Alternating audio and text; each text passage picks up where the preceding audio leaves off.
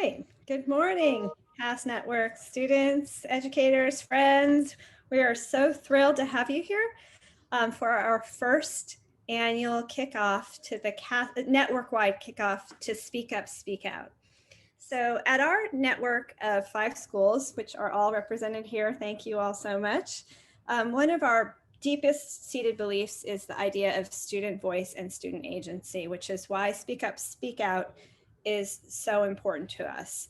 And the idea of behind student agency and student voice is encouraging you to take control of your own learning, to find a sense of purpose, to have the ability to speak out on what matters to you and to have choices in your own learning.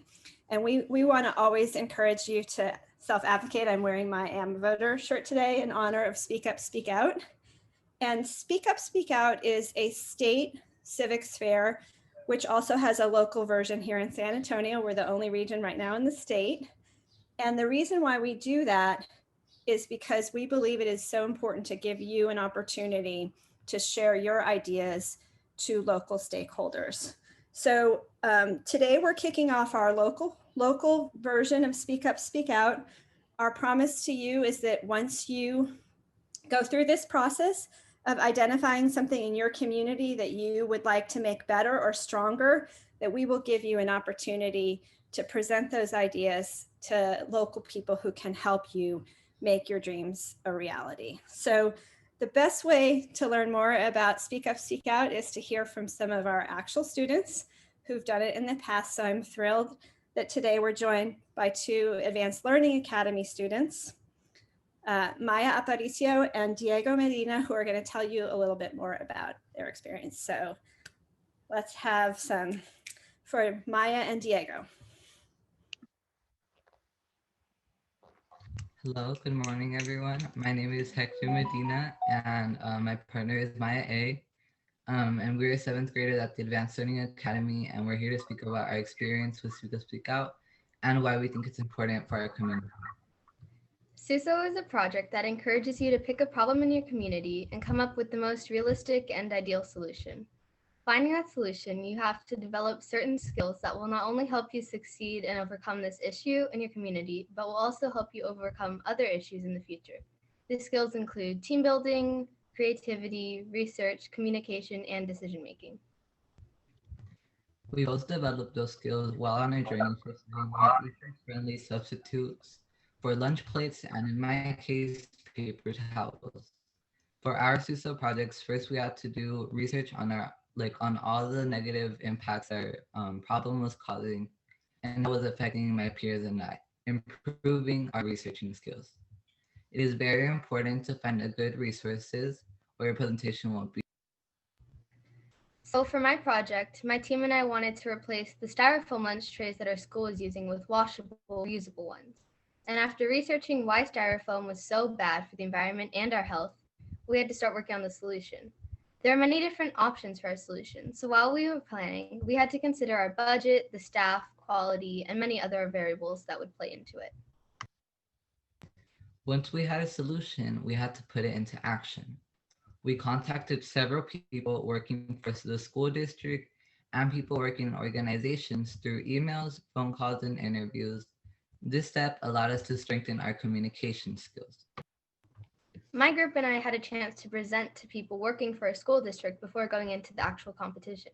These individuals gave us a lot of feedback and ideas that would make our project even better, allowing us to have great insight on our project through other people's perspectives on our work. At first, when I started this project, I wasn't very thrilled about it. I was scared, nervous, and stressed. I hadn't presented such a big project in front of important people before, so I was a bit worried. When my partner and I started going deeper into the project, that's when I started feeling less nervous and scared and started developing a liking for the project. One crucial thing that helped me was the development of the communication, researching, and presentation skills. I know by developing those skills, I would have a better chance at helping out a community, and I also knew that I would have a better chance of solving similar problems in the future. During Speak Up, Speak Out, I feel like I greatly improved my communication and researching skills a lot. I got a chance to interview, email, and present to a lot of different people from all around San Antonio and even Texas. And I got to hear their insight and feedback on my group's project. SUSO was a great opportunity for us to try and make an impact on our community, and we will benefit from it in many different ways. That is why we think SUSO is important because it helps us develop and strengthen skills, and it also helps us like with our problem solving skills for future situations. I'd now like to introduce Mark Menjivar, a local artist, professor at Texas State, a member of the ALA Advisory Board, and ALA parent. Thank you so much, Maya and Hector, for sharing just about your incredible project. And I just want to say thank you to the team at the CAST Network and for all of you for being here today. I'm incredibly excited about it. We've been planning for weeks for this, and I woke up this morning just full of excitement and anticipation of our time together. So as Maya said, I'm an artist. I'm also a professor at Texas State University. And I think most importantly, I have two sons that go to the Advanced Learning Academy, and both of them have participated in Speak Up, Speak Out. And so I have gotten to see the work that SUSO has been doing over the years intimately, right, at the dining room table, over conversations, and just am so thankful for such an incredible way to get to know our city, right? And not just to get to know the city, but to ask the question of how our cities can be better. What solutions can we present to problems that we find? And I think that, when I think about cities, right, their cities are made up of neighborhoods, and neighborhoods are made up of homes, and homes are made up of more than just wood and nails, right? They're made up of people. And so that is, as we've been thinking about that, we were thinking, well, during this difficult time where so many of us are in our homes or in places we've been restricted because of the pandemic, we began to think about ways that we could get outside of our homes, right? Get into our neighborhoods so that we can begin to build and dream about what a better city could be. And today, that is what we are going to do. We are going to begin to dream about what we want our city to be and to begin to think about it from a strengths perspective. So one of the ways that we are going to do that today is we are going to write a collective manifesto together. And when you hear that word, you may be thinking like, what the heck is a manifesto? And really a manifesto, when I think about it, is it's just a written statement declaring publicly the intentions or motives of the people who have written it. And the reason that I'm really drawn to the manifesto form is because it's about forward thinking. It's about saying, this is how I want something to be, or this is how I'm imagining that something could be. And then not just saying it, but then sharing it with a larger audience. And so today we are going to work on that. Something that we're going to use as an inspiration for it is a contemporary artist named Claus Oldenburg. And Claus, I really like his work a lot because what he does is he takes everyday objects and recreates them like at really, really absurd scales. And so I like how he takes things that are really tangible and then makes them really, really absurd. And so one example, I just threw this image in here, is like of an ice cream cone, right? This is something that you could hold in your hand, you can eat. Most of us probably like doing that. But right, he takes an ice cream cone, flips it upside down and puts it on the corner of a building. And the scale is just absolutely monumental. Well, Claus also does this in writing sometimes too. And he wrote this piece about art back in 1961, and it's called I Am for an Art That. And in this writing, he's talking about not only what he wants art to be, but what he hopes it can be as well. And so some of the things that he says are really tangible, right? You can understand it. And there's some examples here. I am for an art that does something other than sit in a museum. And then some of them are like really weird and funky, right? I'm for an art that comes out of a chimney like black hair and scatters in the sky. What, right? It's like makes you kind of pause for a second. Or he says, I'm for an art that's covered with bandages, or I'm for an art that unfolds like a map. And then kind of some of these like stranger, maybe odder ones that are, it says, I'm for an art that falls out of a dog's mouth falling from the roof, right? And it kind of gets our brains thinking about things in different ways. So what we're going to do today is we are going to take Claus's writing as an inspiration, but we're going to complete the sentence stem, I am for a city that. Okay, so we're going to spend some time writing here in just a minute. completing this sentence stem. I am for a city at that. And my ask of you, or the invitation today into this work, is to write a minimum of 3 statements that finish this sentence with your thoughts and dreams about what San Antonio could be based on your own experiences. And they can be short, they can be long, they can be really realistic, they can be completely absurd, whatever you want it to be. But I invite each one of you to write at least 3 of them. And we're going to be doing this in breakout rooms, which in just a minute here, Eddie is going to send us to do that. Then what we're going to do is, after you're in your breakout rooms and writing these, we're going to come back together into this larger group and we're going to share out. And all of those are going to be compiled and shared in some really fun and interesting ways. Before we do that, though, I have some examples here, right? So thinking about the realistic and kind of maybe the more absurd, right? I'm for a city that has safe streets. I am for a city that is like a warm tortilla. I'm for a city that has clean, accessible parks. I'm for a city that hugs its residents twice a day. I'm for a city that always has free refills. I'm for a city that runs on compassion. I am for a city ... And I am so excited to see what you end up coming with. And so now, okay, well, let's jump in. Let's see. Heather Vaughn, would you be willing to share out a few things, 5 to 10 items from the Padlet from the room that you were in? We had lots of great ideas, honestly, in our room. Awesome. So let's see. I am for a city that is able to feed all of its people despite their financial stance. I am for a city that comes together and builds culture. I am for a city that moves forward with technology. I am for a city that comes together through problems, despite how different we all are. Thank you so much. Mm-hmm. Powerful, y'all. Tiffany, would you mind sharing out some from your room?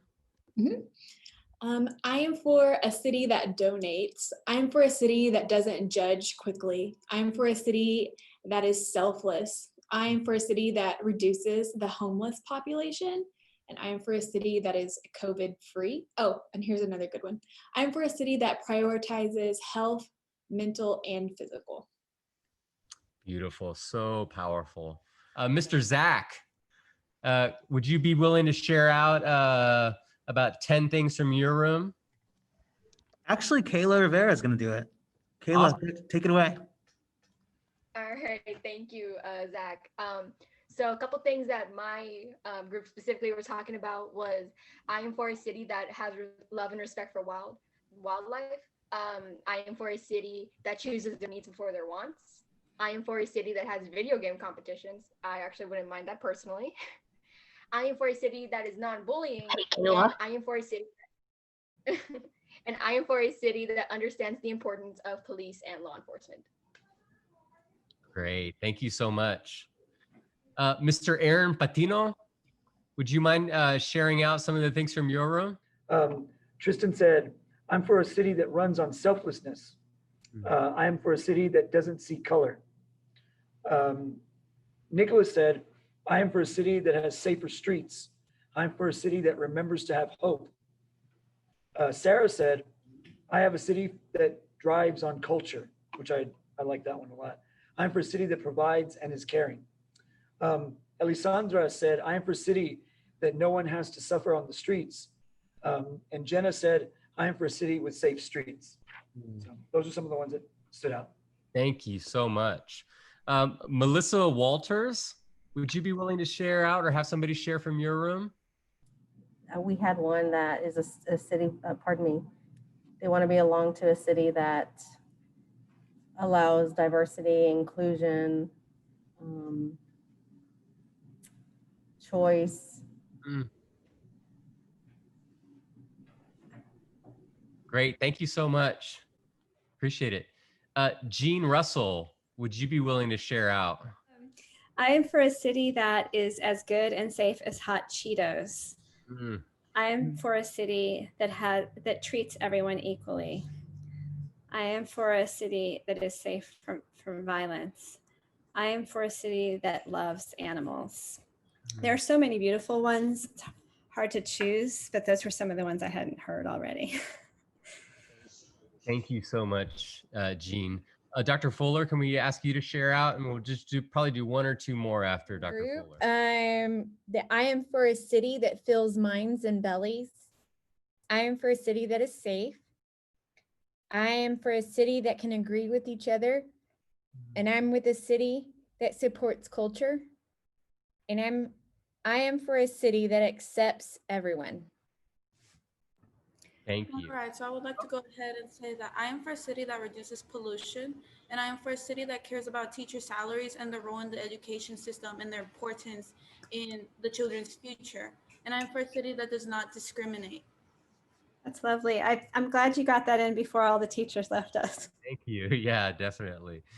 Well, y'all, we could go on sharing more and more, but really out of respect for our time, what I want to do now is just kind of move us towards wrapping our time up together. But one of the great things is that there are so many different ways that we can get outside of our homes and explore the neighborhoods that make up our city. And so what we're going to be doing over the next like 6 weeks or so is we're going to be holding more sessions like this one today that we'll be doing prompts together, but also we have some other prompts that we want to share with you. And so these are prompts that just can help you fall deeper in love with your neighborhood, with your city, as we try to move towards knowing at a deeper level to begin asking the question of what do we need? How can we make this place more in line with what we just said? And so some of those prompts that we want to offer to you today are: write a poem to or about your neighborhood, make a set of 4 photographs about your neighborhood, interview the leaders in your neighborhood. And what I love about this, right, is we're going to interview the leaders. It begs us to ask the question, who are the leaders in our neighborhood? And that, right, those leaders just don't exist in political office. 4, design a public monument for your neighborhood. So we're going to be emailing these prompts out to your teachers and to everybody so that you can use them potentially as a way to get out and explore your neighborhood in new ways. Also have some exciting news to share is that the prompt that we did today, I am for a city at that, and also all the prompts that we do over the coming weeks will be featured in an installation that will open in January at the Museum here in San Antonio. So we're super excited about that partnership that is shaping up right now. And Jean, I'm going to pass it over to her to tell us a little bit more about what is to come in the weeks ahead. Thanks, Mark. So as Mark said, we're going to be doing a series of what we're calling studios. So opportunities to work with Mark on things that we'll unveil at the museum. So a true museum exhibit. And those of you who have participated in Speak Up, Speak Out in the past, you know that we do have a competition where you get to present your ideas to civic leaders. And so that will also occur on January 20th. So we're really looking forward to that. And we're going to have, that day is going to be a day-long youth rally of all kinds of things involving student voice and advocacy. So we're super excited to announce that today. It'll be January 20th at the museum. So here's a flyer to describe it. So mark your calendars now, and we're going to turn over the design of that day to our wonderful CAS Network Student Advisory. So we invite you today to join us on January 20th and see your work, your art unveiled to our entire city. So. Yeah. Thank you to everybody for participating, deeply moved by the vision that y'all have for the city. And I am really looking forward to being with y'all again on November 6th. We will be doing another activity together as we move towards the installation at the museum. Thank you. And as we go out, let's just give a big thank you to Mark Menjivar, who's leading us through this process. We are so grateful to have him as an artist who's going to take us to this great future. It's a real pleasure to be with y'all. Thank y'all so much.